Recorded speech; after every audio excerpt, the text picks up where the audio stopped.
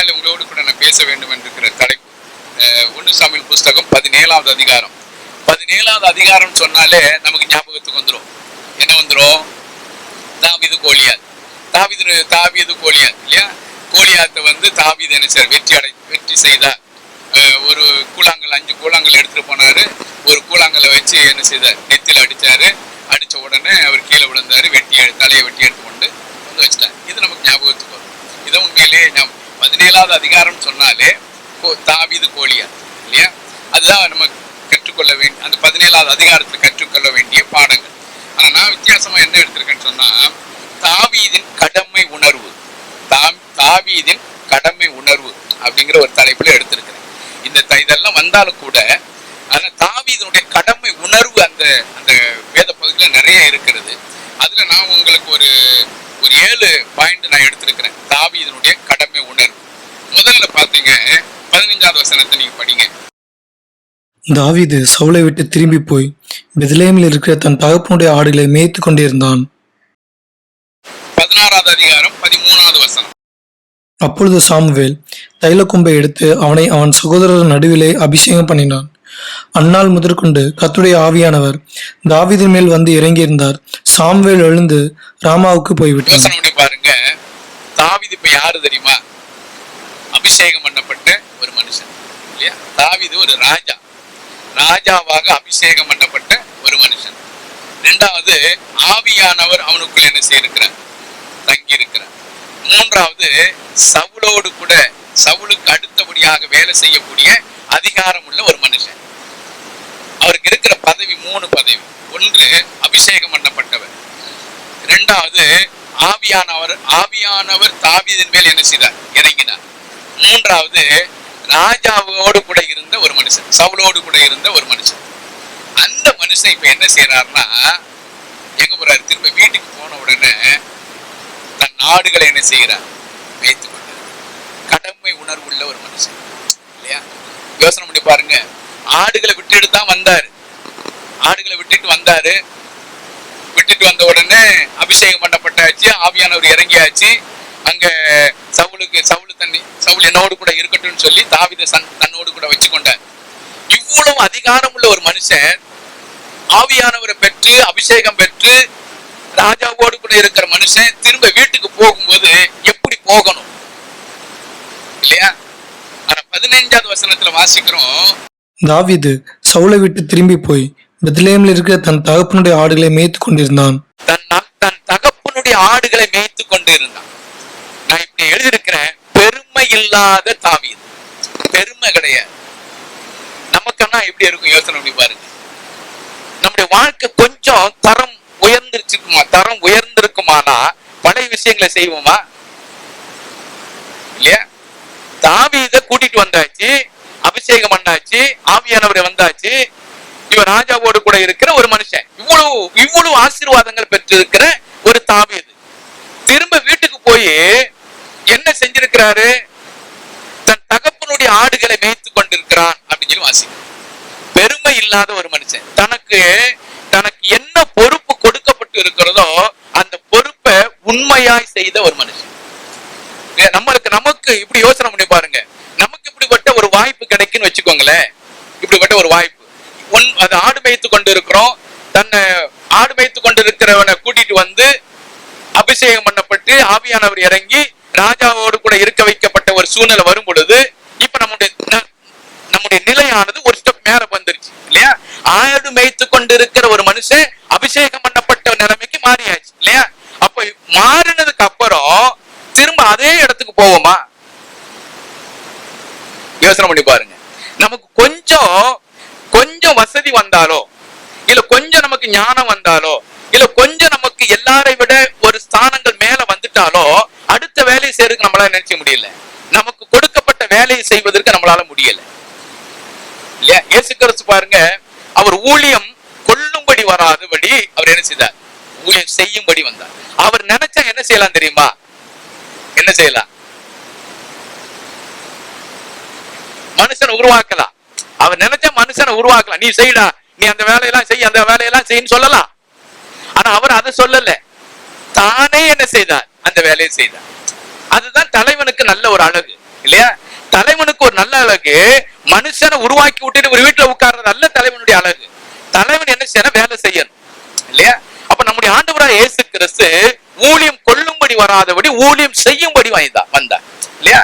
அவர் அதனாலதான் அவர் சொல்ற என்ன பின்பற்றுங்கன்னு சொல்வதற்கு காரணமே அதுதான். என்ன பின்பற்றுங்க, என்ன பின்பற்றுங்கன்னு சொல்வதற்கு காரணமே நான் ஊழியம் செய்யறேன், நான் எல்லாருடைய கால்களை கழுவுறேன் இல்லையா? நான் தெரு தெருவா நான் ஊழியம் செய்யறேன், பல நிலைமையில போய் ஊழியம் செய்யறேன், என்னை போல நீங்க ஆகுங்க சொல்ற. நீங்க தாவீது என்ன சொல்றார்? தகப்பனுடைய ஆடுகளை மேய்க்க போயிட்ட. அப்பனா என்ன அர்த்தம்? யோசனை பண்ணி பாருங்க. அந்த ஆடுகளை குறித்ததான அக்கறை தாவீதுக்கு இருந்தது. நம்ம விட்டுட்டு வந்துட்டோமே, நம்ம விட்டுட்டு அந்த ஆடுகளை விட்டுட்டு வந்துட்டோம். விட்டுட்டு வந்ததுக்கு அப்புறம் நம்ம என்ன செஞ்சோம்? அபிஷேகம் பண்ணப்பட்டு ஒரு ராஜாவாக மாறியாச்சு. இன்னும் ராஜாவாக ஆகல, ஆனா ராஜாங்கிற ஒரு இடத்துக்கு அந்த ஸ்தானத்துக்கு வருவதற்குண்டான அபிஷேகம் பண்ணப்பட்டாச்சு. ஆவியானவர் வந்து இறங்கிட்ட. ஆவியானவர் தாவீதோடு கூட இருக்கிற, சவுலோடு கூட, சவுலுக்கு அடுத்த படியாக இருக்கக்கூடிய ஒரு வேலைக்கு ஒரு அந்தஸ்து கிடைச்சிருக்கு. இப்போ இவ்வளவு கிடைச்ச ஒரு மனுஷன் அவருடைய மனசுல என்ன இருந்தது தெரியுமா? நான் விட்டுட்டு வந்த அந்த ஆடு எப்படி இருந்திருக்கும், அந்த ஆடுகள் என்னெல்லாம் செஞ்ச, அந்த ஆடுகள் யோசனை பண்ணி பாருங்க. அந்த ஆடு மேய்க்கிறவங்களுக்கு ஒவ்வொரு ஆடுகளுடைய நிலைகளை குறித்து அப்படியே தெரியும். அப்ப அந்த ஆடுகளை குறித்து அப்ப எவ்வளவு அக்கறை இருந்திருக்கும் யோசனை பண்ணி பாருங்க. தனக்குன்னு ஒரு பதவி வந்தவுடன் அதை மறந்து போயிடக்கூடாது இல்லையா? அப்ப ஆடுகளை குறித்து கவனமாக இருந்த ஒரு தாவீது. அப்ப அவருடைய வாழ்க்கையில பெருமை இல்லை. பெருமை இல்லாததுனாலதான் எந்த இடத்துல இருந்தாரோ அதே இடத்துக்கு திரும்பியும் போறாரு. அப்ப நம்முடைய கிறிஸ்தவ வாழ்க்கையில அந்தஸ்துகள், மதிப்பு, மரியாதைகள் வரத்தான் செய்யும். ஒரு குறிப்பிட்ட நிலை வரும் பொழுது நம்முடைய மதிப்புகள், நம்முடைய மரியாதைகள், நம்முடைய அந்தஸ்துகள் உயர்ந்துடும். உயர்ந்ததுக்கு அப்புறம் நான் என்ன வேலை செய்து கொண்டு இருந்தேனோ அதை நான் விட்டுட்டேன்னு சொன்னா உண்மையில நம்ம வந்து தகுதி இல்லாதவங்களா மாறிடும் இல்லையா? நீங்க பாருங்க, 1 பேதுரு 5வது அதிகாரம் 2வது வசனம் 3வது வசனத்தை இப்படி வாசிங்க.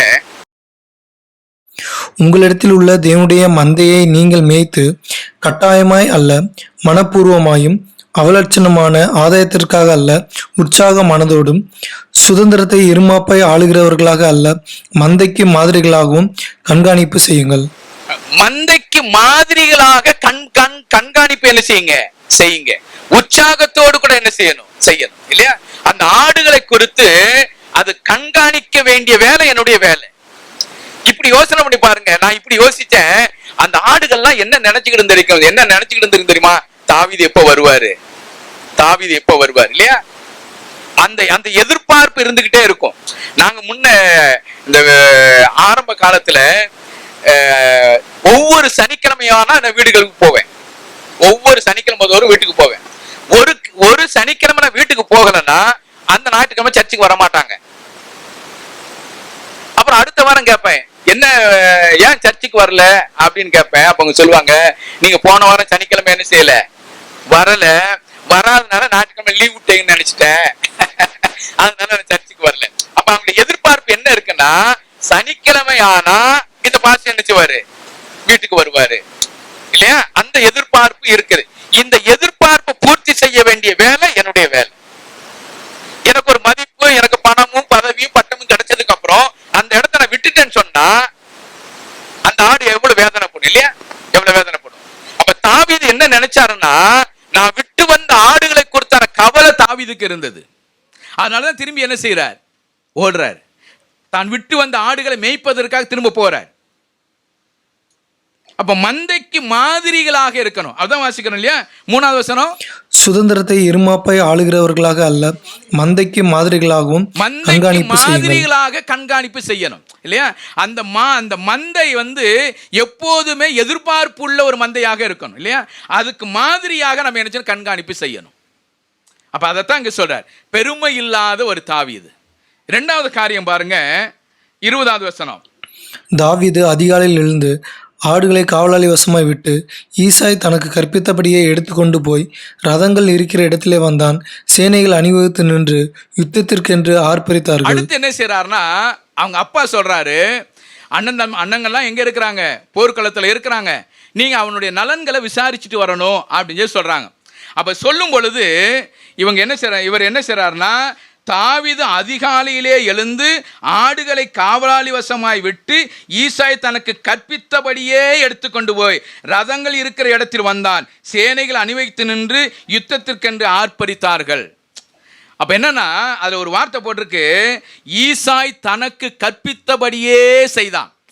தன்னுடைய தகப்பன் என்ன சொன்னாரோ அதை அப்படியே செய்தார் இல்லையா? தகப்பனுக்கு கீழ்ப்படிதல் உள்ள ஒரு தாவீது, தகப்பனுக்கு கீழ்ப்படிதல் உள்ள தாவீது இல்லையா? அப்போ கீழ்ப்படிதல் என்பது என்னன்னா, கீழ்ப்படிதல் என்பது அவர்களுடைய விருப்பத்தை நிறைவேற்றுவது தான் கீழ்ப்படிதல் இல்லையா? கீழ்ப்படிதல் என்பது என்னன்னு சொன்னா, ஒருத்தர் எனக்கு கட்டளையிடும் போது அவர்களுடைய விருப்பத்தை நிறைவேற்றுவது கீழ்ப்படிதல்.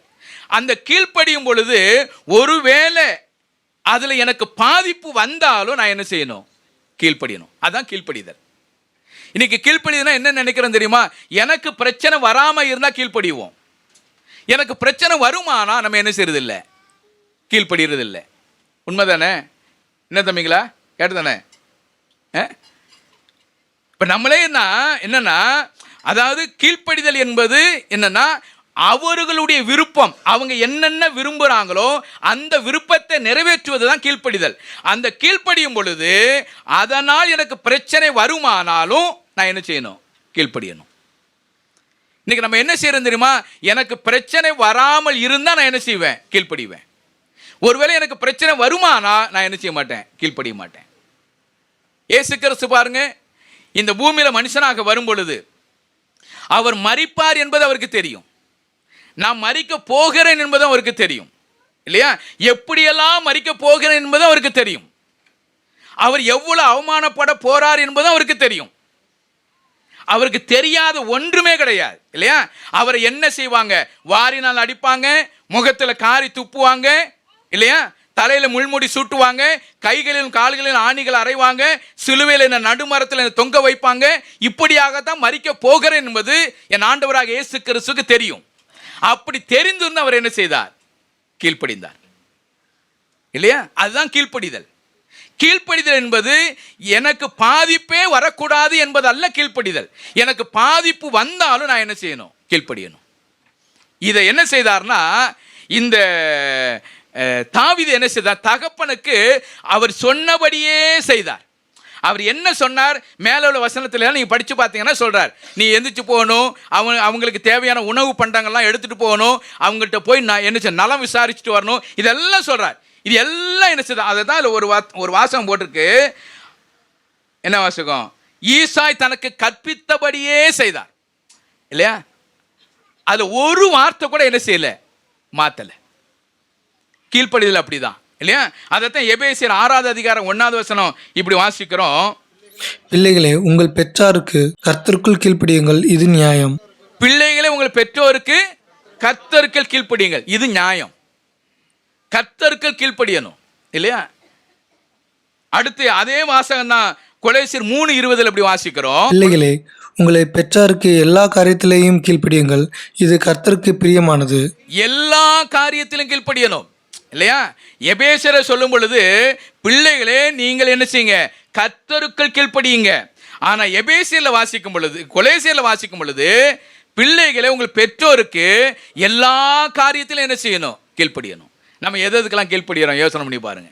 எல்லா காரியத்திலும் கீழ்ப்படுகிறோமா? பிள்ளைகள் தான் இல்லடா. எல்லாத்துக்கும் கீழ்ப்படுகிறோமா? எல்லா காரியத்திலையுமே கீழ்ப்படியணும். தாவீது அதைத்தான் வாசிக்கிறோம், தனக்கு கற்பித்தபடியே செய்தார்.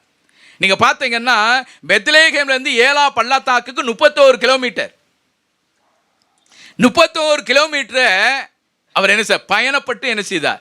யாரை விசாரிக்கிறதுக்கு யோசனை? ஒரு சகோதரனை விசாரிப்பதற்கு நேரங்களை பார்க்கல, காலங்களை பார்க்கல இல்லையா? தூரத்தை பார்க்கல. தூரமும் நேரமும் காலங்களையும் பார்க்காது இருந்த ஒரு தாவீது. நாமெல்லாம் என்ன செய்வோம்? இவ்வளவு தூரம் போகணுமா? எப்படி ஞாயிற்றுக்கிழமை வரத்தானே செய்வாரு, அங்க வந்து என்ன செஞ்சுக்கலாம், பார்த்துக்கலாம் இல்லையா? எப்படி ஞாயிற்றுக்கிழமை வரதான் செய்வாங்க. ஏன்னா இவ்வளவு தூரம் போய் என்னத்தை விசாரிச்சு என்ன, எப்படி ஞாயிற்றுக்கிழமை வந்து பேசிக்கலாம். அதல்ல விசாரிப்பு. நீங்க பிள்ளைகளை பார்க்க போறீங்களா? ஞாயிற்றுக்கிழமை வந்து பார்க்காதீங்க. நான் உங்களுக்கு திரும்ப நான் சொல்லி கொடுக்குறேன். நீங்க பிள்ளைகளை பார்க்க விரும்புறீங்களா? ஞாயிற்றுக்கிழமை சபையில் வந்து பார்க்காதீங்க, வீட்டுக்கு போங்க. வீட்டில் போய் பிள்ளைகளை பாருங்க. அதுதான் பாசம். வந்த இடத்துல பார்க்கறதல்ல பாசம். அதுக்கு பேர் என்னது? நீங்க தான் சொன்னீங்க, நான் சொல்லல. இல்லையா? வந்த இடத்துல எல்லாம் பார்க்கக்கூடாது. வந்த இடத்துல பார்க்கறதல்ல பாசம். பாசமா இருக்கிறவங்க என்ன செய்யணும்? வீட்டுக்கு போகணும். வீட்டுக்கு போங்க, பிள்ளைகளுக்கு வாங்கிட்டு போங்க, அவங்கள நலம் விசாரிங்க, அங்க போய் உங்களுடைய பாசத்தை காண்பீங்க. அதுதான் பாசமே, இல்லையா? தூரம் பார்க்கணும். நீங்க தூரத்தை எவ்வளவு தூரம் போறீங்களோ அவ்வளவு தூரம் உங்களுடைய பாசங்கள் அதிகமாகும்.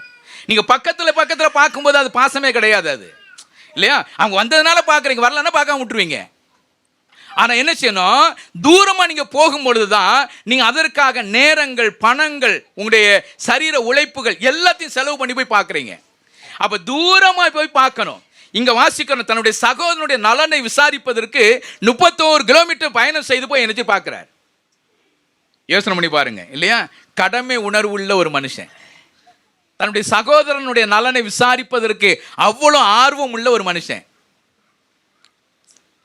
அதனை கடந்த நாட்களில் பேசிக்கிட்டு இருக்கும்போது, ஊழியக்காரருடைய வீடு தெரியுமான்னு பேசிக்கிட்டு இருக்கும்போது, ஊழியக்காரர் வீடு தெரியாது பிரதர். நிறைய பேருக்கு ஊழியக்காரர் வீடு தெரியாது, இல்லையா? எங்கள் வீட்டுக்கு வாங்க, எங்கள் வீட்டுக்கு நீங்கள் எப்போ வேணாலும் வாங்க, நைட்டில் எத்தனை மணிக்கு வேணாலும் வாங்க, இல்லையா? ஊழியக்காரருடைய நலன்களை விசாரிங்க, ஊழியருடைய வீட்டுக்கு வாங்க, இல்லையா? வருவீங்களா, வரமாட்டீங்களா? நீங்கள் வரலன்னா ஒரு 2 மாதம் கழிச்சு காட்டேஜ் மீட்டிங் வந்துருக்கு, அப்போ நீங்கள் வந்து தான் ஆகணும். காட்டேஜ் மீட்டிங் வந்துட்டீங்கன்னா அது வந்து பாசம் கிடையாது. காட்டேஜ் மீட்டிங் வைக்கிறதுக்கு முன்னாடியே நீங்கள் வந்துடுங்க, அதுதான் பாசம். ரைட். அப்போ என்னன்னா, இங்கே வாசிங்க, தகப்பனுடைய வார்த்தைக்கு அப்படியே கீழ்ப்படிந்த ஒரு மனுஷன் இல்லை தாவீது. கடமை உணர்வு, சகோதரனை விசாரிக்க வேண்டும் என்பது கடமை உணர்வு, இல்லையா? தகப்பனுடைய வார்த்தைக்கு அப்படியே கீழ்ப்படிந்தார். எல்லா காரியத்திலுமே கீழ்ப்படியணும், இல்லையா? நம்ம எப்படி இருக்கிறோம் யோசனை பண்ணி பார்ப்போம். மீதி பாருங்க, மொத்தம் 3 பேர் இருக்கிறாங்க, மொத்தம் 7 பேர். அந்த குடும்பத்தில் மொத்தம் 8 பேர். 3 பேர் எங்கே இருக்கிறாங்க? போரில் இருக்கிறாங்க. மீதி 4 பேர் எங்கே இருக்கிறாங்க? எங்கேயோ இருக்காங்க, அது எங்கே இருக்கான்னு தெரியல. ஆனால் ஒருவேளை வீட்டில் தான் இருக்காங்கன்னு வச்சுக்கோங்களேன். ஆனால் யாரைத்தான் அனுப்புகிறாங்க? அவங்க அப்பா தாவீதைத்தான் அனுப்புனார், இல்லையா? 3 பேர் அங்கே போரில் சண்டை போட்டு நிற்கிறதுக்கு அங்கே போய் நிற்கிறாங்க. மீதி 4 பேர் எங்கே இருக்கான்னு தெரியும், ஒருவேளை வீட்டில் இருக்கலாம். ஆனால் வீட்டில் இருக்கிற மனுஷனை அனுப்பாம ஈசாய் தாவீதைத்தான் அனுப்புகிறார். அவர் ஏன் அனுப்புகிறாருங்கிறத நமக்கு தெரியாது, ஆனால் அனுப்புகிறார். ஒருவேளை நம்மளா இருந்தா நம்ம என்ன கேட்போம்? என்னப்பா, அவனுக்கு 3 பேர் சும்மா தானே இருக்காங்க, நான் உன் ஆடை அங்கே மேய்ச்சிக்கிட்டு இருக்கேன், இல்லையா? நான் ஆடு சும்மா இருக்கிறேன், நான் ஆடு மேய்ச்சிக்கிட்டு இருக்கவனை கூட்டிகிட்டு வந்து அவனை போய் நலம் விசாரிக்க சொல்கிறிய. இவனுக்கு 4 பேர் சும்மா தானே வீட்டில் உட்காந்து கிடக்காங்க, அவங்கள போய் அனுப்ப சொல்லியிருக்கலாமே, அப்படி தானே கேட்போம். நான் சும்மாவா இருக்கிறேன், நான் வேலை செய்யாமல் இருக்கிறேன், நானும் தானே வேலை செய்கிறேன். அவனுக்கு சும்மா உட்காந்துக்கிட்டு இருக்கிறவனே நீ என்ன செய்யறது இல்லை. சும்மா உட்கார்ந்து இருக்கிறவனை அனுப்பாம வேலை செய்கிறவனை ஆட்டை கொண்டு போய் வேலைக்காரன்ட்ட விட்டுட்டு என்ன போய் சொல்கிறியப்பா, அந்த ஆடு என்ன செய்யும் அப்படிலாம் கேட்கல. சரி டாடி, நீங்கள் சொல்லிட்டீங்க, நான் போகிறேன். அப்போ அந்த ஆடுகளை குறித்து என்ன காரியம்?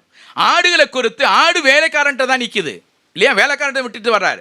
வேலைக்காரன்ட்ட விட்டுட்டு வந்தாலும் தாவீதினுடைய மனசில் என்ன இருக்குது தெரியுமா? நான் யூகித்தது, தாவீதினுடைய மனசில் என்ன இருக்குன்னா, தேவன் அந்த ஆடுகளை என்ன செய்வார்? பார்த்துக்கொள்வார், இல்லையா? ஏன்னா பின்னாடி வசனத்தில் வாசிக்கிறோம், ஒரு விஷயம் கரடியும் சிங்கமும் வரும் பொழுது ஆண்டவர் காப்பாற்றினார் சொல்ற, சிங்கத்தின் வாய்க்கும் கரடியின் காய்க்கும் தப்பிவித்த தெய்வம், அந்த ஆடுகளை தேவன் பார்த்து கொள்ளுவார், இல்லையா? அப்போ நம்முடைய கிறிஸ்தவ வாழ்க்கையில் இந்த மாதிரி எண்ணங்கள் நமக்குள்ள வரவே கூடாது. எனக்கு கொடுக்கப்பட்ட என்ன வேலையோ அந்த வேலையை நான் செய்ய பழகிக்கணும். அவங்க இருக்காங்க, இவங்க இருக்கிறாங்க, ஏன் அவங்களுக்கு கொடுக்கல, இவங்களுக்கு இந்த காரியமே நம்மகிட்ட வரக்கூடாது. ஏன் அவங்கள சொல்லலை, ஏன் இவங்கள சொல்லலை, ஏன் அவங்களுக்கு கொடுத்துருக்கீங்க, ஏன் இவங்களுக்கு இந்த காரியமே வரக்கூடாது. எனக்கு என்ன வேலை கொடுத்துருக்குறாங்க, இல்லையா? ஈசாய் தாவீதுக்கு என்ன வேலை கொடுத்துருக்கிற? உனக்கு வேலை ஆடு மேய்க்கிற வேலை, அடுத்து என்ன வேலை? சகோதரனை விசாரிக்கிற வேலை. இதை போய் விசாரி. அதை மனப்பூர்வமாக ஏற்றுக்கொண்டு இருக்கிற தாவீது யாரையும் சகோதரர் யாரையுமே பார்க்கல, இல்லையா? யோசிக்க வேண்டிய ஒரு காரியம். தகப்பனுக்கு அப்படியே கீழ்ப்படிந்துள்ள ஒரு மனுஷன். 3வது காரியம் 22வது வசனம். அப்பொழுது தாவீது தான் கொண்டு வந்தவைகளை இறக்கி ரஸ்துகளை காக்கிறவன் வசமாக வைத்துவிட்டு சேனைக்குள் ஓடி தன் சகோதரரை பார்த்து சுகமாய் இருக்கிறீர்களா என்று கேட்டான். அவன் இவர்களோட பேசிக் கொண்டிருக்கையில், இதோ காத் ஊரானாகிய கோலியாத் என்னும் பேருள்ள அந்த பெலிஸ்த வீரன் பெலிஸ்தரின் சேனைகளிலிருந்து எழும்பி வந்து நின்று முன் சொன்ன வார்த்தைகளையே சொன்னான். அதை தாவீது கேட்டான். அப்பொழுது தாவீது தன் அண்டையிலே நிற்கிறவர்களை பார்த்து, இந்த பெலிஸ்தனை கொன்று இஸ்ரவேலுக்கு நேரிட்ட நிந்தையை நீக்குகிறவனுக்கு என்ன செய்யப்படும்?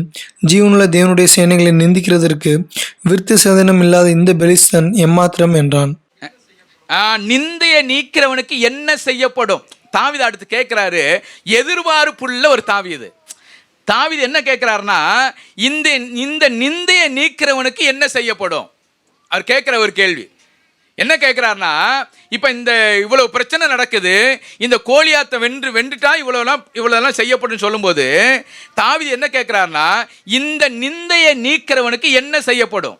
எதிர்பார்ப்புள்ள ஒரு தாவீது இல்லையா? அப்பனா நீங்க கொடுத்தாதான் நான் வேலை செய்வேன் அப்படிங்கிற மாதிரி ஆயுதா? அப்படிதானே ஆகுது. நீங்க கொடுத்தா நான் வேலை செய்வேன், கொடுத்தா வேலை செய்வோம் அல்ல. அவர் என்ன சொல்றாருன்னா, தன்னைத்தானே ஆயத்தப்படுத்திக் கொள்ளுகிற ஒரு காரியம். அவர் என்ன சொல்றார்? என்ன கொடுக்கப்படும்? இந்த நிந்தையை நீக்கிறவனுக்கு என்ன கொடுக்கப்படும்? அப்படின்னா என்ன சொல்றாருன்னா, என்னால முடியும் என்கிற ஒரு நம்பிக்கைக்குள்ள வர்றார். சும்மாலாம் கேட்க முடியுமா? யோசனை பண்ணி பாருங்க.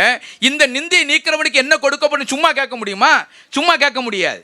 அப்படின்னா என்ன சொல்றாருன்னா, இந்த நிந்தையை நீக்கிறவனுக்கு என்ன கொடுக்கப்படும் பொழுது தன்னைத்தானே ஆயத்தப்படுத்திக் கொள்ளுகிற ஒரு தாவீது, தன்னை ஆயத்தப்படுத்திக் கொள்ளுகிறார்.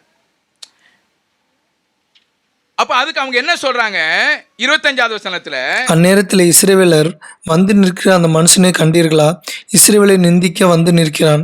இவனை கொல்லுகிறவன் எவனோ அவனை ராஜா மிகவும் ஐஸ்வர்யவனாக்கி அவனுக்கு தம்முடைய குமாரத்தை தந்து அவன் தகப்பன் வீட்டாருக்கு இஸ்ரவேலிலே சர்வமானியம் கொடுப்பார் என்றார்கள். இஸ்ரவேலுக்கு சர்வமானியம் கொடுப்பார் என்றார். வரி விலக்கு என்ன செய்யப்படும்? கொடுக்கப்படும். யோசனை பண்ணி பாருங்க. தாவீதினுடைய எதிர்பார்ப்பு, தாவீது எதிர்பார்க்கிற ஒரு காரியம். நான் என்ன சொல்றேன்னா, நீங்க எதிர்பார்ப்புனா நீங்க இது ஒரு லஞ்சம் அல்ல, இது ஒரு லஞ்சம் அல்ல. சவுல் அறிவிக்கப்பட்ட ஒரு அறிவிப்பு. இந்த அறிவிப்பு இவருக்கு தெரியாது. இந்த அறிவிப்பு தெரியாது இருக்கும்போது அவர் கேட்கிறார், என்ன கொடுக்கப்படும்? இந்த நிந்தையை நீக்கிறவனுக்கு என்ன கொடுக்கப்படும் என்று சொல்லி கேள்வி கேட்கும் பொழுது அவங்க சொல்ற ஒரு காரியம், ராஜாவுடைய மகளை திருமணம் பண்ணி கொடுப்பாங்க. ரெண்டாவது இஸ்ரவேல் இருக்கிற அந்த சர்வ மானியம் என்ன செய்யப்படும்? வரி விலக்கு கொடுக்கப்படும். இதெல்லாம் சொல்றார். அப்படின்னா என்ன சொல்றாருன்னா, அந்த தன்னைத்தானே ஆயத்தப்படுத்திக் கொள்ளுகிற ஒரு மனுஷன், தன்னை ஆயத்தப்படுத்திக் கொள்ளுகிறார். இது ஒரு கடமை உணர்வுல தன்னை ஆயத்தப்படுத்துகிறது வரும் இல்லையா? நீங்க ஆயத்தப்படுத்தலைன்னா எந்த காரியமும் செய்ய முடியாது. ஆயத்தப்படுத்தலைன்னா, தன்னைத்தானே ஆயத்தப்படுத்தலைன்னா எந்த வேலையுமே செய்ய முடியாது. நீங்க இப்படி யோசிங்க பாருங்க. யூதாஸ் காரியத்தை எடுத்துக்கோங்க. அவர் தவறான காரியம் தான் செய்தார். இயேசு கிறிஸ்துவை காட்டி தான் கொடுத்தார். எப்படியெல்லாம் ஆயத்தப்படுத்தினார் தெரியுமா? அவங்ககிட்ட போய் உட்கார்ந்து இப்படியெல்லாம் நான் செய்வேன், இப்படியெல்லாம் செய்வேன், நீங்க எனக்கு எவ்வளோ பணம் கொடுப்பீங்க, இதெல்லாம் கிளீனா என்ன செய்யறார்? பேசுறார். தன்னை ஆயத்தப்படுத்துகிறார். நீங்க இதே கோலியாத்தை எடுத்துக்கோங்க. கோலியாத்து என்ன செய்யறார்? அழகா உட்கார்ந்து என்னென்ன அணிய வேண்டுமோ எல்லா அணிகலங்களையும் என்ன செய்கிறார்? அணிகிறார். தன்னை ஆயத்தப்படுத்திக் கொள்ளுகிறார். தன்னை ஆயத்தப்படுத்தினாதான் வெற்றி அடைய முடியும். அப்ப இவர் என்ன செய்யறாருன்னா, தாவீது தன்னை ஆயத்தப்படுத்திக் கொள்கிறார். எதற்கு? கோலியாத்தை வெல்வதற்கு நீங்கள் என்ன சன்மானம் கொடுக்கப்படும்? ஏன்னா யாருமே போகல. இது அறிவிக்கப்பட்ட ஒன்று. அறிவிக்கப்படாததை கேட்டாதான் நீ லஞ்சம் கேட்கிற மாதிரி ஆயிரும். ஆனா இது லஞ்சம் அல்ல. இது என்னது? அறிவிக்கப்பட்ட ஒன்று. இவருக்கு தெரியாது. தெரியாததுனால கேட்கிறார், என்னென்ன விஷயங்கள் கொடுக்கப்படுவீங்க? அவங்க இதெல்லாம் சொல்றாங்க. இதை சொன்ன பின்பு அவர் தன்னை ஆயத்தப்படுத்திக் கொள்ளுகிற ஒரு காரியம். நம்மளும் என்ன செய்யணும் தெரியுமா? நம்ம ஆயத்தப்படுத்தணும். ஒரு காரியத்தை நோக்கி நீங்க முன்னாடி போறீங்கன்னா ஆயத்தப்படுத்தணும். ஆயத்தம் இல்லைன்னா தோத்து போயிடுவோம். ரொம்ப முக்கியம். ஆயத்தம் இல்லைன்னா தோத்து போயிடுவோம். எல்லா விஷயத்துக்குமே ஆயத்தம் இருக்கணும் இல்லையா? நான் எப்போதுமே சொல்றது ஒண்ணுதான் இல்லையா? நீங்க ஆராதனை தாட்டு எடுக்கிறீங்களா? முத நாளே உட்காந்து என்ன செய்யணும்? ஆயத்தப்படுத்தணும். ஒரு ட்ரெஸ்ஸு முதற்கொண்டு என்ன செய்யணும்? முத நாளே எல்லா வேலையும் முடிச்சிடணும். இது ஒரு ஆயத்தம். இது அப்போதான் கர்த்தரை சுயாதீனத்தோடு ஆராதிக்க முடியும், சமாதானத்தோடு கூட ஆராதிக்க முடியும் இல்லையா? ஆராதனை என்பது ஆயத்தம் இல்லாமல் ஆராதிக்க முடியாது. நீங்கள் பழைய ஏற்பாட்டினுடைய பலிகள் எல்லாம் பாருங்க, ஆயத்தம் இல்லாமல் ஒரு நாள் வந்தது கிடையாது. ஏன் அங்கே தேவாலயத்தில் இருக்கிற ஆடு மாடுகள் எல்லாத்தையும் ஏன் அடிச்சு போட்டாரு இல்லையா? அங்கே இருக்கிற ஆடு மாடு புறா எல்லாத்தையும் தூக்கி போட்டாரு. தூக்கி போட்டனுடைய காரணம் என்ன? வர்றவெல்லாம் ஆயத்தம் இல்லாமல் வர்றான். அங்கே வந்து என்ன செஞ்சிடலாம்? ஆடு வாங்கிடலாம், அங்கே வந்து புறா வாங்கிடலாம், அங்கே வந்து மாடு வாங்கிடலாங்கிற இடத்துல தான் வர்றான். ஆயத்தம் இல்லாமல் வர்ற ஒரு காரியம். அதனால தான் ஆண்டவர் சொல்ற, ஆயத்தம் இல்லாமல் எல்லா இடத்தையும் அடித்து நொறுக்கிடுவார். ஆயத்தம் வேணும். ஆயத்தம் மிக மிக அவசியமான ஒரு காரியம். தாவீது தன்னை ஆயத்தப்படுத்திக் கொள்கிறார். என்ன சன்மானம் கொடுக்கப்படும், என்ன வெகுமதி கொடுக்கப்படும், தன்னை ஆயத்தப்படுத்திக் கொள்கிறார். நான்காவது காரியம் 29வது வசனம். அதற்கு தாவீது, நான் இப்பொழுது செய்தது என்ன? நான் வந்ததற்கு முகாந்தரம் இல்லையா என்று சொல்லி அவனை விட்டு வேறொன்றிடத்தில் திரும்பி அந்த பிரகாரமாகவே கேட்டான். ஜனங்கள் முன் போலவே உத்தரவு சொன்னார்கள். நான் வந்ததற்கு முகாந்தரம் இல்லையா என்று சொல்லி கேட்கிறார். அவருடைய சகோதரர்லாம் கேட்குறாங்க, எதுக்கு இங்கே வந்தையா? சாப்பாடு கொடுத்தையா? என்ன செஞ்சிடணும்? போயிடணும். உனக்கு எதுக்கு இங்கே வேலை இல்லையா? ஒரு பழமொழி சொல்லலாம், எறும்பு அடிக்கிற இடத்துல ஈக்கு என்ன வேலைன்னு கேட்குற மாதிரி கேட்குறாங்க, உனக்கு என்ன இங்கே வேலை? ஆனால் அதுக்கு தாவீது என்ன கேட்குறார்? முகாந்தரம் இல்லையா? நான் வந்ததற்கு முகாந்தரம் இல்லையா? இல்லையா? நீங்கள் ஒன்று யோசிக்கணும், நோக்கம் இல்லாமல் தேவன் நம்மளை எங்கேயுமே ஒரு இடத்தையும் கொண்டு போக மாட்டார். புரிஞ்சுக்கணும்.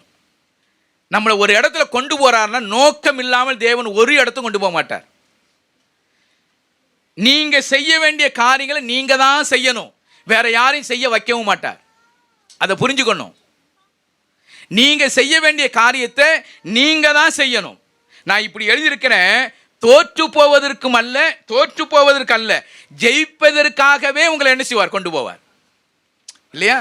உங்களை கொண்டு போய் உங்களை தோற்று அடிக்கிறதுக்காக தேவன் கொண்டு போறதல்ல, உங்களை ஜெயிக்கிறதுக்காகவே தேவன் கொண்டு போவார்.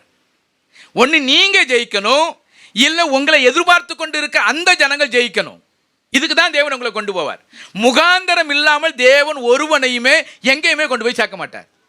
நீ நிறைய சமயத்தில் நீங்க பார்த்துருக்கீங்களா? இப்போதான் நினைச்ச உங்களை நீங்க பேசுனீங்க, அந்த இடமானது அவங்களுக்கு சமாதானத்தை கொடுத்துருக்கும் இல்லையா? நிறைய சமயத்தில் சொல்லுவாங்க, இப்போதான் நினைச்சேன், நடத்த அடுத்த செகண்ட்ல உங்க ஃபோன் வந்துருச்சு. அப்ப நான் நீங்களோ யாரோ ஒரு ஆள் ஏதோ ஒரு விஷயத்தை பேசும்போது, ஏதோ ஒரு விஷயத்தை செய்யும் போது அவங்களுக்கு அந்த இடத்துல ஒரு ஒரு ஒரு சமாதானத்துக்கு ஏதுவான காரியங்கள் கிடைக்கும். அப்ப முகாந்தரம் இல்லாமல் தேவன் எதையுமே நம்முடைய வாழ்க்கையில் செய்ய மாட்டார். அவர் செய்வதற்கு முகாந்தரம் உண்டு. யோசனை பண்ணி பாருங்க, ஆடு மேய்ச்சி கொண்டு இருக்கிற ஒரு மனுஷனை மீது 4 பேர் இருக்கிறாங்க, 4 பேரை கூட்டிட்டு வராது இருக்கிற 4 பேரையும் கூட்டிட்டு வராம இந்த ஆடு மேய்ச்சி இருக்கிற மனுஷனை தனியா வர சொல்லி 31 கிலோமீட்டர் நடந்து வர சொல்லி இங்க கூட்டி கொண்டு நிக்க வச்சிருந்திருக்கிறான்னா சும்மா நிக்க வைப்பாரா? நீங்க யோசனை பண்ணி பாருங்க. சின்ன பையன்தான், ஒரு சின்ன பையனை அங்க இருந்து ஆடு மேய்ச்சி கொண்டு இருக்கிற மனுஷனை நீ ஆடு மேய்க்காத, விட்டுட்டு வா, அப்பா சொல்றபடி கேளு, இதெல்லாம் அப்படியே கொண்டு வந்து இங்க தாவீது கோலியாத் நிக்கிற இடத்துல கொண்டு வந்து நிக்க வைக்கிறார்னா சும்மா நிக்க வைக்க மாட்டார். அப்ப தேவன் யாரையுமே ஒரு இடத்துல கொண்டு போய் சேர்க்கிறார்னா சும்மா அவங்களை என்ன செய்ய மாட்டார்? கொண்டு போய் சேர்க்க மாட்டார். கொண்டு போய் சேர்ப்பதற்கு ஒரு காரணங்கள் உண்டு. காரணங்கள் இல்லாமல் தேவன் யாரையும் எங்கேயும் கொண்டு போக மாட்டார். இது எப்போதுமே நம்ம மனசுல புரிஞ்சு வச்சுக்கணும் இல்லையா? ஆதியாகமம் புத்தகம் 45வது அதிகாரம் 5வது வசனத்தில் இப்படி வாசிக்கிறோம். ஆதியாகமம் 45:5, என்னை இவ்விடத்தில் வரும்படி விற்று போட்டதினால் நீங்கள் சஞ்சலப்பட வேண்டாம், அது உங்களுக்கு விசனமாய் இருக்கும் வேண்டாம். ஜீவரட்சணை செய்யும்படிக்கு தேவன் என்னை உங்களுக்கு முன்னே அனுப்பினார். அதைத்தான் சொல்ற, நான் இங்க வந்ததுக்காக நீங்க என்ன செய்யாதீங்க? சஞ்சலப்படாதீங்க, வேதனைப்படாதீங்க, கஷ்டப்படாதீங்க. நான் இங்க வந்ததுக்கு உண்டான காரணமே, ஒருவேளை அந்த சகோதரர்லாம் என்ன செய்யறாங்க? வேதனைப்படுறாங்க. ஐயோ, உன்னை வித்து போட்டது நாங்க தான், உன்னை பண்ணது நாங்க தான், எல்லா வேலையும் பண்ணது நாங்க தான், அழுகுறாங்க. அதுக்கு யோசேப்பு சொல்றாரு, நீங்க என்ன செய்யாதீங்க? சஞ்சலப்படாதீங்க, நீங்கள் வருத்தப்படாதீங்க. ஏன் என்ன ஆண்டவர் இங்கே கொண்டு வந்திருக்கிறான்னா, உங்களுக்கு எல்லாருக்குமே ஜீவரட்சணை செய்யும்படியாக தேவன் என்னை முன்னமே கொண்டு வந்து சேர்த்தார். ஏன் என்னை கொண்டு வந்து சேர்த்தார்னா, நீங்கள் என்னை கொண்டு வந்து சேர்த்ததுக்கு நீங்களாம் காரணங்கன்னு சொன்னால் நீங்கள் தான் வழிகள் இல்லையா? ஒருவேளை அவங்க அப்பா இவருக்கு புது ட்ரெஸ் வாங்கி கொடுக்கலன்னா இந்த பிரச்சனை வந்திருக்காது. இந்த புது ட்ரெஸ்ஸை திடீர்னு இவருக்கு சொப்பனம் கிடைக்கலன்னா இந்த பிரச்சனை வந்திருக்காது. அப்போ இவருக்கு சொப்பனம் கொடுத்ததும் ஆண்டவர் தான், புது ட்ரெஸ் கொடுத்ததும் ஆண்டவர் தான், அண்ணனை பார்க்க வர செஞ்சதும் ஆண்டவர் தான், பார்க்க வந்து கொண்டு வந்து குளிர தூக்கி போட வச்சதும் ஆண்டவர் தான். எல்லா விஷயத்தையும் செய்து தேவன் கொண்டு போகிற வழியை பாருங்களேன். அப்படியே கொண்டு போய் எகிப்தில் போய் ஒரு பெரிய ராஜாவாக நிற்க வச்சதுக்கு அப்புறம் இந்த சகோதரர்லாம் திரும்ப போய் பார்க்க போகிறாங்க. பார்க்க போகும்பொழுது வேதனைப்படுறாங்க. ஏன்? செய்த காரியங்களை நினச்சி அவ்வளோ வேதனை. அதுக்கு யோசேப்பு சொல்கிறா, நீங்கள் வேதனைப்படாதீங்க, நீங்கள் கவலைப்படாதீங்க, நீங்கள் துக்கப்படாதீங்க, நீங்கள் எந்த விதத்திலும் வேதனைப்படாதீங்க. ஏன்னா உங்களுக்கு ஜீவரட்சணை செய்யும்படியாக தான் ஆண்டவர் என்ன செஞ்சிருக்கிறார், என்னை கொண்டு வந்து இங்கே நிப்பாட்டி இருக்கிறார். ஒருவேளை உங்களுடைய வாழ்க்கையில் அப்படி நடந்திருக்கலாம் இல்லையா? நீங்கள் எதையுமே நினச்சி கவலைப்படாதீங்க. தேவன் ஒரு இடத்துல உங்களை நிற்க வச்சிருக்கிறார்னா அதுக்கு ஒரு காரணங்கள் உண்டு. காரணங்கள் இல்லாமல் தேவன் ஒருவனையும் ஒரு இடத்துல கொண்டு வந்து நிற்க வைக்க மாட்டார். நான் கெசியாட்ட அப்படி தான் சொன்னேன். இதெல்லாம் இந்த அம்மா வந்துங்கள்லாம் வேதனைப்படாத, கஷ்டப்படாத, உனக்கு நல்லதுக்கு தான், இனிமேல் என்ன செய்யாது, உனக்கு ஜுரமே உனக்கு சரீரத்தில் எந்த பிரச்சனையுமே வராது, நல்லா இருக்கும். அங்கே எனக்கு ரொம்ப வேதனையாக இருக்குது. வேதனை தான். இந்த வேதனை இருந்தாலும் அது ஒரு காரணங்கள் தான் இல்லையா? அப்போ நான் எதுக்கு சொல்ல வரேன்னா, நம்முடைய வாழ்க்கையில் என்ன நடந்தாலும் சரி, நம்முடைய வாழ்க்கையில் என்ன அது ஒரு காரணம். காரணம் இல்லாமல் தேவன் ஒரு விஷயத்தை நம்முடைய வாழ்க்கையில் அனுமதிக்க மாட்டார். அதைத்தான் தாவீது கேட்கிறார், நான் இங்கே வந்ததுக்கு முகாந்திரம் இல்லையா அப்படின்னு கேட்குறார். தாவீதுக்கு தெரியும் நாங்கள் வந்ததுக்கு முகாந்திரம் இருக்குன்னு சொல்லி. முகாந்திரம் இல்லையா? நீங்களாம் அங்கே வந்ததுக்கு ஒரு முகாந்திரம் உண்டு. முகாந்திரம் இல்லாமல் யாரும் நினைச்ச மாட்டார், உள்ளே கொண்டு சேர்க்க மாட்டார் இல்லையா? உங்கள் வீட்டுக்கு யாரும் திடீர்னு யாரும் வரவும் மாட்டாங்க. வந்தாங்கன்னா அதுக்கு முகாந்திரம் இருக்கும். முகாந்திரம் இல்லாமல் யாரும் நம்ம வீட்டுக்கு வர மாட்டாங்க. முகாந்திரம் இல்லாமல் நமக்கு யாரும் ஃபோன் பண்ண மாட்டாங்க. முகாந்திரம் இல்லாமல் யாருக்கும் கொடுக்க மாட்டாங்க. நமக்கு ஒரு நோக்கம் உண்டு, ஒரு காலங்கள் உண்டு. அந்தந்த காலங்களில் தேவன் சரியான சமயத்தில் சரியாக செய்வார். முகாந்திரம் இல்லாமல் எதுவும் நம்முடைய வாழ்க்கையில் நடக்காது இல்லையா? யோசனை பண்ணி பாருங்க. தாவீது அதை தான் கேட்குறார், நான் அங்கே வந்ததுக்கு முகாந்திரம் இல்லையா? சின்ன பையன்தான் இல்லையா? சின்ன பையன் கேட்குற, நான் வந்ததுக்கு முகாந்திரம் இல்லையா அப்படின்னு கேட்குறார். அடுத்து பாருங்க 37வது வசனத்தில், பின்னும் தாவீது, என்னை சிங்கத்தின் கைக்கும் கரடியின் கைக்கும் தப்புவித்த கர்த்தர் இந்த பெலிஸ்தனுடைய கைக்கும் தப்புவிப்பார் என்றான். அப்பொழுது சவுல் தாவீதை பார்த்து, போ, கர்த்தர் உன்னோட கூட இருப்பாராக என்றான். சொல்றார், கடந்த கால வாழ்க்கையை நினைச்சு பார்க்கணும். எப்போதுமே நான் சொல்ற ஒரு விஷயம், தேவன் செய்த செயலை ஒரு நாளும் மறக்கக்கூடாது. தேவன் நம்முடைய வாழ்க்கையில் செய்த செயலை மறப்போமானால் அடுத்து முன்னேறி செய்ய முடியாது இல்லையா? தேவன் நம்முடைய வாழ்க்கையில் செய்த செயலை ஒரு நாளும் மறக்கக்கூடாது.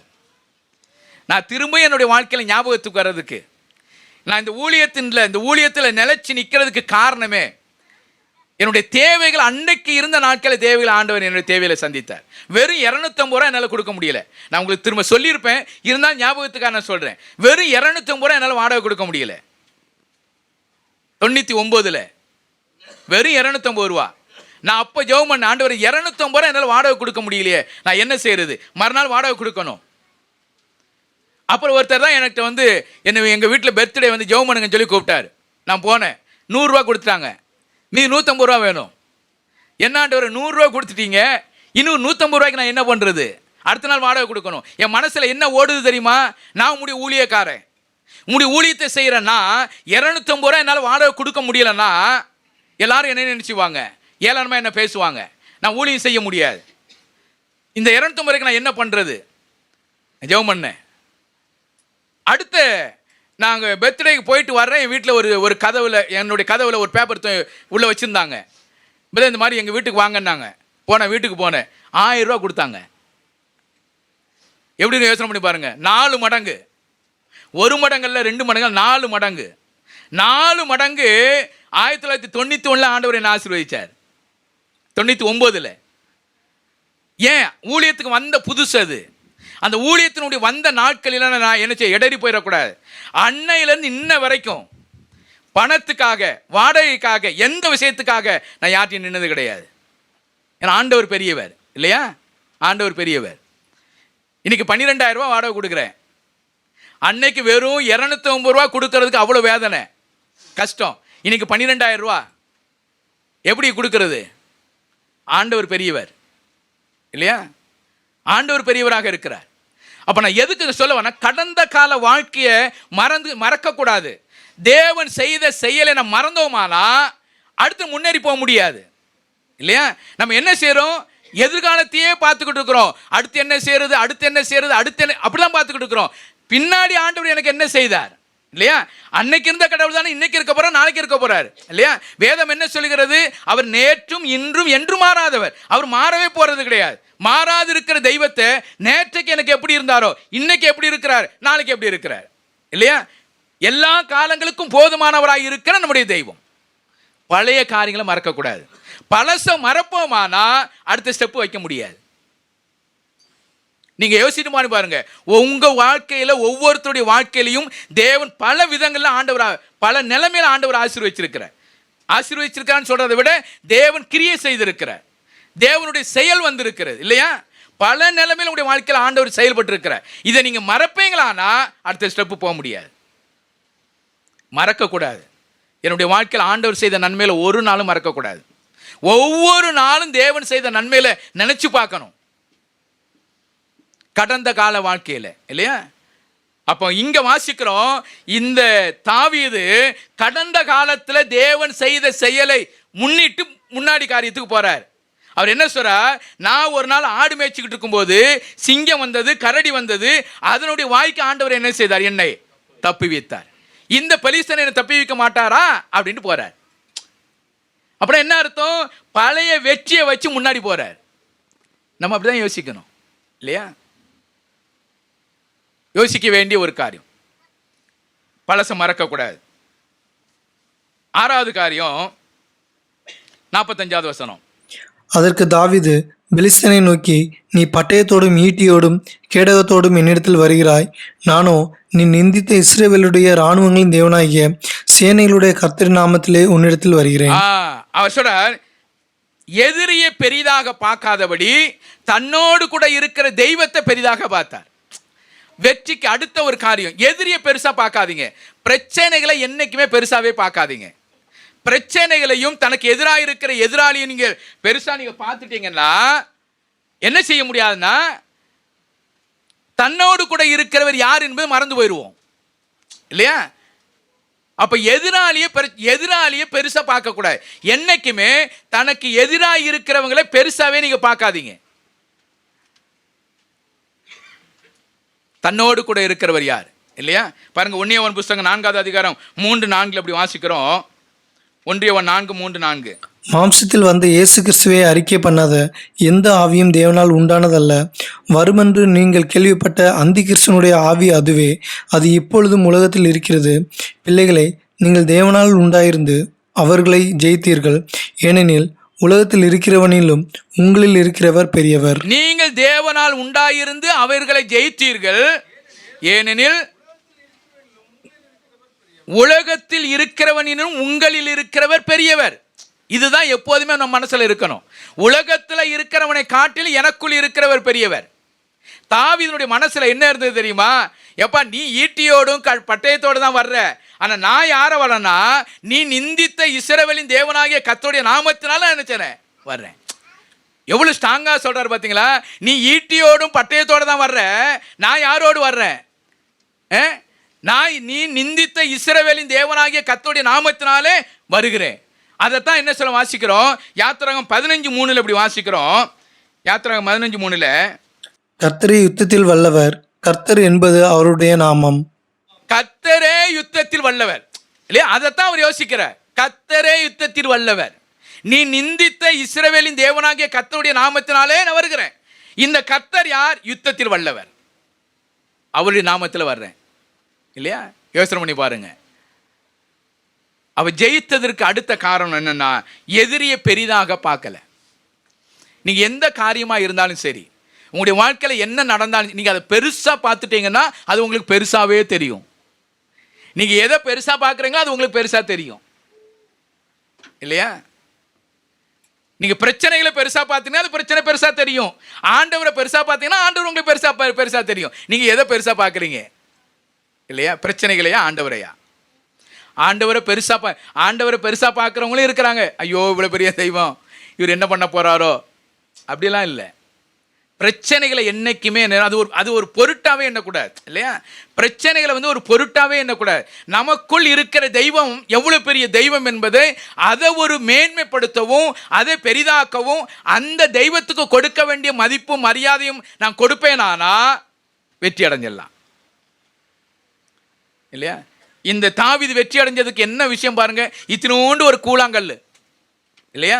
அந்த கூழாங்கல்லை வச்சு நெத்தியில் அரைஞ்சி சாகடிக்க முடியுமா இல்லையா?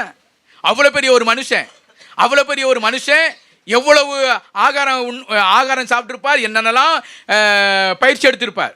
அவ்வளோ பயிற்சி எடுத்த ஒரு மனுஷன் இத்தினோண்டு ஒரு கூழாங்கல்ல கீழே விழுறாருன்னா யுத்தம் கர்த்தருடையது இல்லையா? தேவன் கிரியை செய்தார். அப்போ வெற்றிக்கு ரகசியம் இங்கே வாசிக்கிறோம், எதிரியை பெரிதாக பார்க்காது இருக்கிற ஒரு தெய்வம் தாவீது இல்லையா? நீங்கள் தானியேலினுடைய புஸ்தகத்தில் நீங்கள் பாருங்க, 6வது அதிகாரம் 13வது வசனத்தில் இப்படி வாசிக்கிறோம். 6வது அதிகாரம் 13வது வசனத்தில், அப்பொழுது அவர்கள் ராஜாவை நோக்கி, சிறைப்பிடிக்கப்பட்ட யூதேயா தேசத்தின் புத்திரரில் தானியேல் என்பவன் உம்மையும் நீர் கையெழுத்து வைத்து கொடுத்த கட்டளையையும் மதியாமல் தினமும் 3 வேளையும் தான் பண்ணும் விண்ணப்பத்தை பண்ணுகிறான் என்றார்கள். தன் தேவனை மேலாக நினைத்த தானியேல் இல்லையா? தன் தேவனை மேலாக நினைத்தார். தனக்கு கொடுக்கப்பட்ட 3 வேளையும் ஜெபம் பண்ணார். தன் தேவனை மேலாக நினைச்சார். கையெழுத்துலாம் போட்டாங்க, எதையுமே பண்ணக்கூடாதுலாம் வச்சு சட்டம் போட்டாச்சு. சட்டம் போட்டாலும் தன் தேவனை மேலாக நினைச்சார் இல்லையா? அதுக்கு பலன் பாருங்க 23வது வசனத்தில், அப்பொழுது ராஜா தன்னில் மிகவும் சந்தோஷப்பட்டு தானியேலை கெபிலிருந்து தூக்கிவிட சொன்னான். அப்படியே தானியேல் கெபிலிருந்து தூக்கிவிடப்பட்டான். அவன் தன் தேவன் பேரில் விசுவாசித்திருந்தபடியால் அவனில் ஒரு சேதமும் காணப்படவில்லை. யோசனை பண்ணி பாருங்க, தன் தேவனை விசுவாசித்தபடியால் ஒரு சேதமும் என்ன செய்யல, அடையல. ஒரு சேதமும் அடையல. கீழே தூக்கி போட்டா கூட அட்லீஸ்ட் ஒரு மேலே எங்க மேலே போட்ட அது கூட இல்லை. யோசனை பண்ணி பாருங்க, ஒரு சேதமும் அடையலை. ஒரு சேதமும் அடையாதபடி தேவன் அவனை பாதுகாத்தார் இல்லையா? இப்போ நம்முடைய கிறிஸ்தவ வாழ்க்கையில் எப்படி இருக்கிறோம்? அப்போ இவருடைய வாழ்க்கையில் பார்க்கும் 58வது வசனத்தில் வாசிக்கிறோம், அப்பொழுது சவுல், வாலிபனே, நீ யாருடைய மகன் என்று அவனை கேட்டதற்கு தாவீது, நான் பெத்லகேம் ஊரானாய் இருக்கிற உம்முடைய அடியானாகிய ஈசாயின் மகன் என்றான். தகப்பனுக்கு மதிப்பை தேடி கொடுத்த தாவீது இவ்வளவு விஷயத்தை செய்கிறார். இங்க கோலியாத்தெல்லாம் விஜயிச்சாச்சு. இவ்வளவு விஷயத்தை செய்த பின்பு சவுல் கேட்கிறா, நீ யாருடைய மகன், நீ யாருடைய மகன் அப்படின்னு கேட்கும்போது, நான் பெத்லகேம் ஊரானாகிய உம்முடைய அடியானாகிய ஈசாயின் மகன் என்று சொல்லுகிறார். ஈசாய்க்கு தகப்பனுக்கு மதிப்பை தேடி கொடுத்த ஒரு தாவீது. யோசனை பண்ணி பாருங்க. அப்ப நம்ம என்ன செய்யணும் தெரியுமா? நாம் செய்யற ஒவ்வொரு காரியத்திலையும் பெற்றோர்களுக்கு மதிப்பை தேடி கொடுக்கணும் இல்லையா? பெற்றோர்கள் மதிப்பை தேடி கொடுக்கக்கூடிய பிள்ளைகளாக இருக்கணும். தாவீது செய்த ஒரு பெரிய காரியம். சவுல் கேட்கிற, நீ யாருடைய மகன்? அவர் சொல்ற, நான் பெத்லகேம் ஊரானாகிய உம்முடைய அடியானாகிய ஈசாயினுடைய மகன் தாவீது என்றார். பெற்றோருக்கு மதிப்பை தேடி கொடுத்த ஒரு தாவீது. அடுத்த அதிகாரம் 1வது வசனத்தில், அவன் சவுலோட பேசி முடிந்த பின்பு யோனத்தானுடைய ஆத்மா தாவீதின் ஆத்மாவோட ஒன்றாய் இசைந்திருந்தது. யோனத்தான் அவனை தன் உயிரை போல சிநேகித்தான். நல்ல நண்பனை சேர்த்து கொண்டார். யோசனை பண்ணி பாருங்க, இவர் செய்த செயல் நல்ல நண்பனை சேர்த்து கொண்டார். சவுலுடைய மகன் இவருக்கு நண்பனாக மாறி போனார். நல்ல நண்பனாக சேர்த்து கொண்டார். அப்போ நாம் சிந்திக்க வேண்டிய ஒரு காரியம் இல்லையா? தாவீதினுடைய கடமை உணர்வு எப்படி இருக்கு இல்லையா? தாவீதினுடைய கடமை உணர்வோடு கூட நாம் இசைந்து, தாவீதோடு கூட இசைந்து நாம் வாழ்க்கையை நடத்துவோமானால் நிச்சயமாக நம்முடைய வாழ்க்கையில் ஒரு வெற்றி வாழ்க்கையை நடத்தலாம். தாவீதினுடைய கடமை உணர்வு, பெருமை இல்லாதவராக இருந்தார். தகப்பனுக்கு கீழ்ப்படியுள்ளவராக இருந்தார், எதிர்பார்ப்புள்ளவராக இருந்தார். நாங்கள் வந்ததுக்கு முகாந்திரம் இல்லையா என்று ஒரு கேள்வி கேட்டார். தேவன் செய்ததை மறக்காதிருந்த ஒரு தாவீது, எதிரியை பெரிதாக பார்க்காதிருந்த ஒரு தாவீது, பெற்றோருக்கு பெருமையை சேர்த்து கொண்ட ஒரு தாவீது. நாம் எப்படி இருக்கிறோம்? நாம் யோசித்து நாம் கர்த்தருக்கு பிரியமாக இருப்பதற்கு ஆண்டவர் நமக்கு உதவி செய்வாராக. நாம் ஜெபம் செய்வோம். மகா உன்னதங்களில் வாசம் பண்ணுகிற எங்கள் அன்பின் ஆண்டவரே, இந்த நேரத்துக்காக நன்றி செலுத்துகிறோம். உம்முடைய பிள்ளைகளாகிய நாங்கள் உம்மை பணிந்து கொள்ளக்கூடிய கிருபைகளை கொடுத்ததற்காக நன்றி செலுத்துகிறோம். தாவீதினுடைய கடமை உணர்வை நாங்கள் சிந்திப்பதற்கு ஆண்டவர் தாமே இரக்கம் பாராட்டினீர். எங்களோடு கூட நீர் பேசின விஷயங்களுக்காக நன்றி செலுத்துகிறோம். நாங்கள் எப்படிப்பட்ட சிந்தையுள்ளவர்களாக இருக்கிறோம் என்பதை குறித்து எங்களோடு கூட பேசின இந்த விஷயங்களுக்கு நாங்கள் இன்னும் அதிகமாய் நாங்கள் உமக்கு உண்மையுள்ளவர்களாக இருப்பதற்கு ஆண்டவர் தாமே எங்களுக்கு இரக்கம் பாராட்டி வழிநடத்தும்படியாக நம்முடைய சமூகத்தில் ஒப்புக் கொடுக்கிறோம். வந்த பிள்ளைகளுக்காக நன்றி செலுத்துகிறோம், சிறு பிள்ளைகளுக்காக நன்றி செலுத்துகிறோம், வாலிப பிள்ளைகளுக்காக நன்றி செலுத்துகிறோம், ஆண்டவரே பெரியோர்களுக்காக நன்றி செலுத்துகிறோம், ஆண்டவரே பிரசவத்துக்காக காத்திருக்கிற பிளஸிக்காக அக்ஸா பிளஸிக்காக நன்றி செலுத்துகிறோம். ஆண்டவர் இந்த பிள்ளைகளெல்லாம் நம்முடைய சமூகத்தை நாங்கள் ஒப்புக் கொடுக்கிறோம். ஆண்டவர் வந்திருக்கிற ஒவ்வொரு பிள்ளைகளையும் குடும்பமாக நீர் ஆஸ்வதித்து உம்முடைய நாமத்தை நீர் மகிமைப்படுத்திக் கொள்ளும்படியாக உம்முடைய சமூகத்தில் ஒப்புக் கொடுக்கிறோம். ஆண்டவர் எங்களோடு கூட வந்திருக்கிற பிரகாஷுக்காக, அவருடைய மனைவிக்காக, அம்மாவுக்காக நன்றி செலுத்துகிறோம். அவர்களை நீர் பாதுகாத்து கொண்டதுக்காக நன்றி செலுத்துகிறோம். கார்த்திகேயன் சகோதரனுக்காக நன்றி செலுத்துகிறோம். எங்களோடு கூட ஐக்கியப்பட்டதுக்காக நன்றி செலுத்துகிறோம். அவருடைய மனைவி பிரசவத்துக்காக ஊருக்கு சென்றிருக்கிறார்கள். ஆண்டவர் தாமே வேண்டிய கிருபைகளை தந்து அவர்களை பாதுகாத்து பராமரித்து ஆண்டவரை ஏற்ற வழியில் சுகப்பிரசவத்தை கொடுத்து உம்முடைய நாமத்தை நீர் மகிமைப்படுத்திக் கொள்ளும்படியாக உம்முடைய சமூகத்தில் ஒப்புக் கொடுக்கிறோம். ஆண்டவர் வந்திருக்கிற ஒவ்வொருவரையும் உடைய சமூகத்தில் ஒப்புக் கொடுக்கிறோம். மீண்டுமாக ஒவ்வொரு தேவனுடைய பிள்ளைகளை நீர் பாதுகாத்து பராமரித்து ஆண்டவரை தனித்தனியாக ஒவ்வொருவரையும் நீர் ஆஸ்வதிக்கும்படியாக உடைய சமூகத்தில் ஒப்புக் கொடுக்கிறோம். ஆண்டவரை இந்த வெயிலினுடைய தாக்கம் அதிகமாக இருக்கிறது. ஆண்டவரை இதனால் யாருக்கும் எந்த விதமான பாதிப்புகள் வராதபடி உடைய வல்லமையுள்ள கரம் ஒவ்வொருத்தரோடு கூட இருந்து வழிநடத்தும்படியாக பாதுகாத்துக் கொள்ளும்படியாக சிறு பிள்ளைகள், வாலிப பிள்ளைகள், வயதானவர்கள், பெரியோர்கள் எல்லோரையும் நீர் பாதுகாத்துக் கொள்ளும்படியாக உடைய சமூகத்தில் ஒப்புக் கொடுக்கிறோம். நீர் அப்படி செய்ய போற எல்லா காரியங்களுக்கான நன்றி செலுத்துகிறோம். எங்களோடு கூட பேசின காரியங்களுக்காக நன்றி செலுத்துகிறோம். இம்மட்டும் வழிநடத்தும் அந்த தெய்வம் தொடர்ந்து வழிநடத்தும்படியாக கர்த்தர் மீட்பும் ரட்சகருமாக இருக்கிற கர்த்தராகிய இயேசு கிறிஸ்து மூலமாக ஜெபத்தை எடுக்கிறோம் எங்கள் ஜீவனுள்ள நல்ல பிதாவே, ஆமென். என் ஆத்மாவே கர்த்தரை ஸ்தோத்திரி, என் முழு உள்ளமே பரிசுத்த நாமத்தை ஸ்தோத்திரி. என் ஆத்மாவே கர்த்தரை ஸ்தோத்திரி, கர்த்தர் செய்த சகல உபகாரங்களையும் மறவாதே. ஆமென், ஆமென்.